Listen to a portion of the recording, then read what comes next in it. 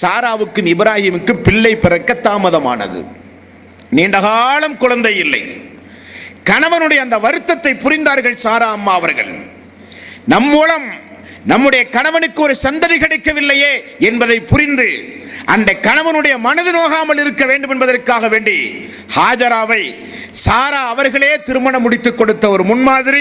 திருமணம் முடித்து கொடுத்தால் அந்த ஹாஜரா அம்மா அவர்களும் சாதாரண பெண்ணாக திகழவில்லை. அதுவும் தியாகத்தின் உச்சிக்கே சென்று விட்டார்கள்.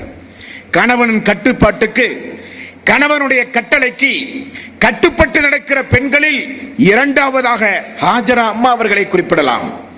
புகாரியில் 3364வது நபிமொழியில் ஹாஜரா அம்மாவுடைய தியாகம் பட்டியல் பட்டியலாக காண கிடைக்கின்றது. குழந்தை பிறந்தது. ஹாஜரா அம்மாவின் மூலம் இப்ராஹிம் அலைஹிஸ்ஸலாத்து வஸ்ஸலாம் அவர்களுக்கு அல்லாஹு தஆலா இஸ்மாயில் என்கிற ஒரு குழந்தை அல்லாஹ் கொடுத்தான். குழந்தை வளர்ந்து தடுமாறி பால் குடிக்கிற அந்த பருவத்தில் அல்லாஹு தஆலா ஒரு கட்டளை பிறப்பிக்கிறான்.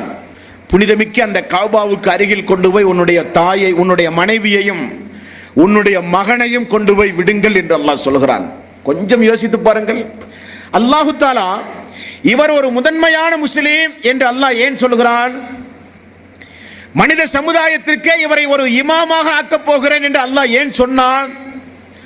இவர் ஒரு சாதாரண மனிதர் அல்ல, ஒரு சமுதாயம் என்று அல்லாஹ் ஏன் சொன்னான்?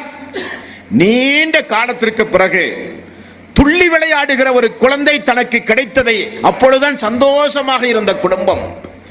அல்லாஹ் ஒரு கட்டளை பிறப்பித்தான் என்பதற்காக வேண்டி கொஞ்சம் கூட மனதில் வருத்தம் இல்லாமல் பேரித்தங்கனிகளும் கையிலே கொஞ்சம் தண்ணீரும் எடுத்துக்கொண்டு மக்காவுக்கு, பாலஸ்தீனத்தில் இருந்த மக்காவுக்கு நடைபயணமாக வந்து அந்த பாலைவன பெருவீதியில் கொண்டு வந்து விட்டாரே, அது சாதாரண ஒரு காரியம் அல்ல.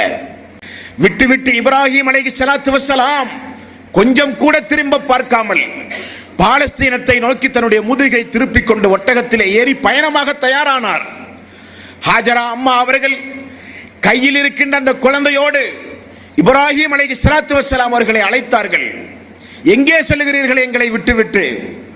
உங்களுடைய நோக்கம் என்ன, உங்களுடைய லட்சியம் என்ன என்று கேட்டார்கள். எந்த பதிலும் சொல்லவில்லை இப்ராஹிம் அலைஹிஸ்ஸலாத்து வஸ்ஸலாம். ஹாஜராம் அவர்கள் இறுதியாக ஒரு கேள்வி கேட்டார்கள். இது அல்லாஹ்வுடைய கட்டளையா என்றார்கள். ஆமாம் என்று தலையசைத்தார் இப்ராஹிம் அலைஹிஸ்ஸலாத்து வஸ்ஸலாம். அடுத்த கணம் ஹாஜரா அம்மாவுடைய வாயிலே இருந்து வந்த வாசகம், அல்லாஹ் இந்த கட்டளை பிறப்பித்தால் என்னையும் எனது மகனையும் என்னுடைய ரப்பு பார்த்துக் கொள்வான், நீங்கள் உங்களுடைய பயணத்தை தொடருங்கள் என்று ஹாஜரா அம்மா அவர்கள் கட்டளை பிறப்பித்தார்கள்.